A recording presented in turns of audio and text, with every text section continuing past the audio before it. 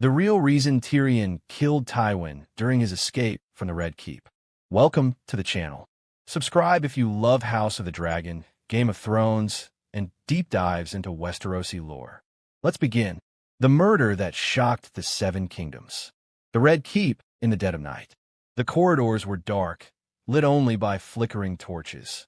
Somewhere deep within its stone walls, a man was making his escape. A man condemned to death for a crime he didn't commit. His name was Tyrion Lannister.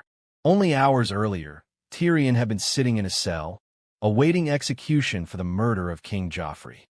The trial had been a sham. The witnesses were liars, and the sentence was death by beheading. Tyrion's life seemed over. But thanks to the help of his brother Jaime and the spymaster Varys, Tyrion had been freed from his cell. He was on the verge of disappearing into the shadows forever. The plan was simple: leave the Red Keep, vanish into the night, and escape the city by ship before dawn.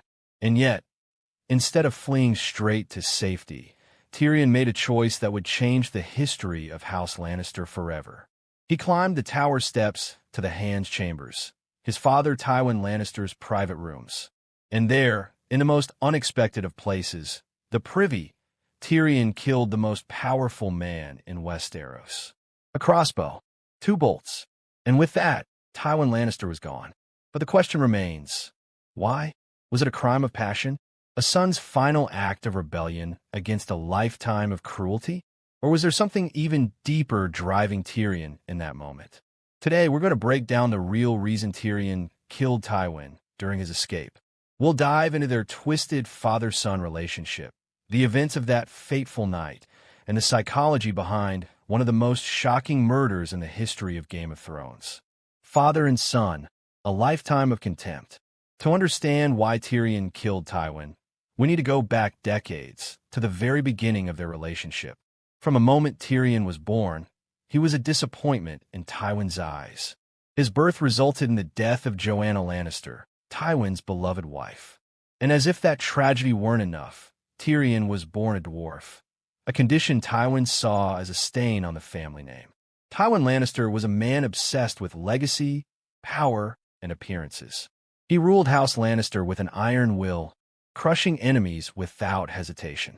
But his son Tyrion, small, sharp-tongued, and physically limited, didn't fit the image Tywin wanted for his heir. Even as Tyrion grew into one of the most intelligent and politically astute minds in the realm, Tywin refused to give him respect.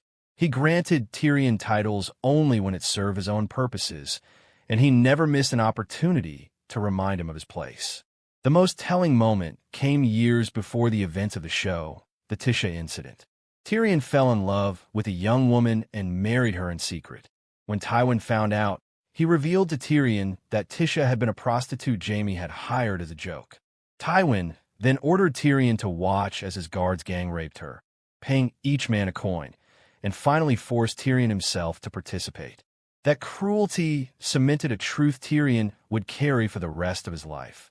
His father didn't just fail to love him, he actively despised him. Tyrion's rise and fall in King's Landing. By the time of the War of the Five Kings, Tyrion had found a way to survive in spite of his father's contempt.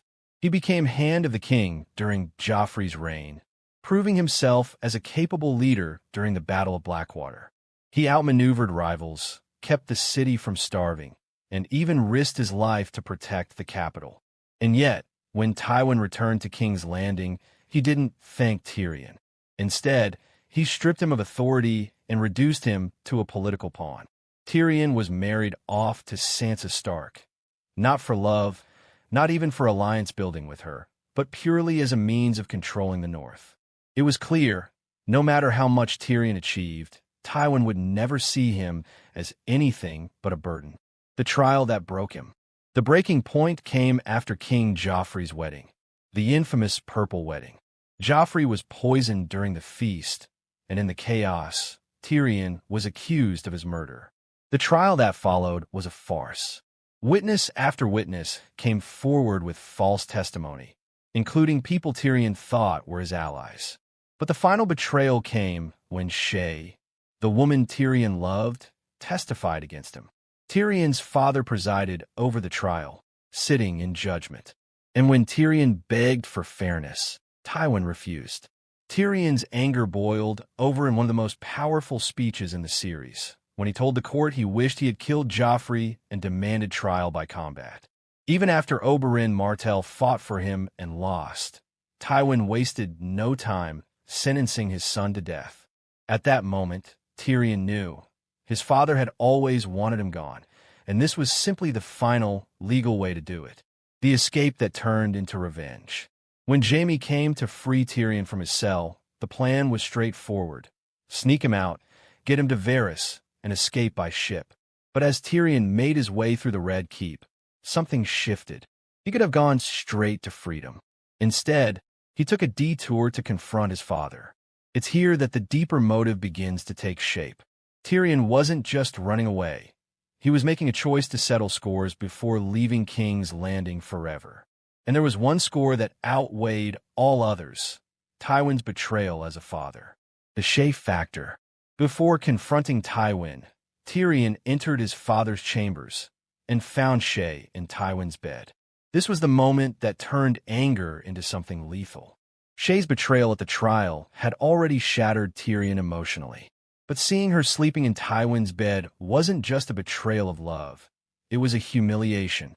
It was Tywin's way of spitting on Tyrion's pain, of taking something intimate and using it as another weapon to diminish his son.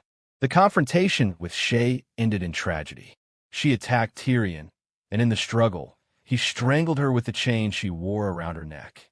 By the time Tyrion left that room, he wasn't just escaping anymore. He was going to see Tywin, and the outcome was inevitable. The confrontation in the privy. Tyrion found Tywin in the privy, calmly doing his business, as though nothing in the world could touch him. When Tywin saw his son holding a crossbow, he didn't panic. That was Tywin, always in control, always confident he could talk his way out of danger. But this time, Tyrion wasn't playing by the usual rules. Their conversation was short but cutting. Tyrion demanded the truth about Tisha, and Tywin, with his usual arrogance, dismissed her as a whore, refusing to acknowledge the pain he had caused. Then came the fatal misstep. Tywin called Shae a whore as well. That word, whore, was the trigger. It wasn't just about Shae. It was about Tisha, about years of being treated as less than a man, about being humiliated, diminished, and dehumanized by the one person who should have protected him. Tyrion fired the first bolt. Tywin, still trying to maintain his composure, called his son a coward. And Tyrion, with ice in his voice, said the words that sealed his father's fate. "I am your son. I have always been your son." The second bolt killed him. The real reason he did it. So why did Tyrion kill Tywin? Yes, it was revenge for the trial. Yes, it was rage over Shae. But at the core, it was something